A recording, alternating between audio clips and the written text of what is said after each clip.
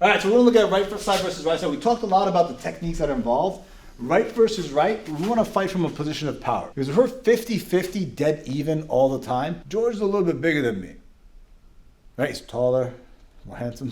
So there's a little bit of advantage here if we're locked up like this. If he reaches for my leg, he can reach my leg a little bit sooner than I can, taking speed aside, just because of the length of his legs and his limbs. The distance between me trying to get to him, so now if he were to lock his arms out, he has longer arms than I do, okay? So now, you see how he has his arms locked out? For me to lock my arms out now, it doesn't do much because his limbs are longer. So this is not a winning position for me.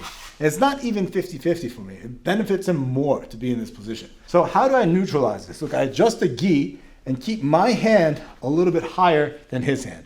So now from here, look, I can push and pull his head a little bit better. Okay, look, I can pull his head down a little bit more. If I want to push, I can push over here a little bit better. Now, if he wants to pull my head down, it's a little bit more difficult because his hand is lower on my collar.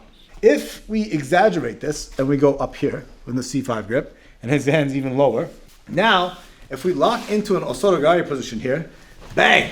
Who do you think is going to win this battle, taking the person down? The person controlling the head or the person not controlling my head, right? It's going to be me. From here, I can pull his head down, right? And I can neutralize a lot of his attacks. So generally when we're doing judo, you want to grip fight and get to a position where I'm more dominant. Okay, so this is dominant right side versus right side, right? That's super dominant. This is the less pronounced so, right? But now from here, all my attacks are a lot better, okay? Because he can't even stiff arm me out here because of the angle of his arms. If it's up here, he stiffs arms here.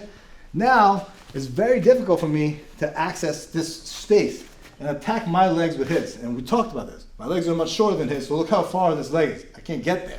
But if I'm able to take this hand off, now there is no barrier. For me to close the distance and attack his legs here, a lot easier. So this is sort of the right side versus right side positional. And ideally, you want to put your judo together to where maybe you're 50-50 to begin with, but you're feinting and gaining position, right? Now I'm attacking kochi, attacking ochi, cutting the hand again. And then here's my big kochiguruma, which we covered in an earlier segment.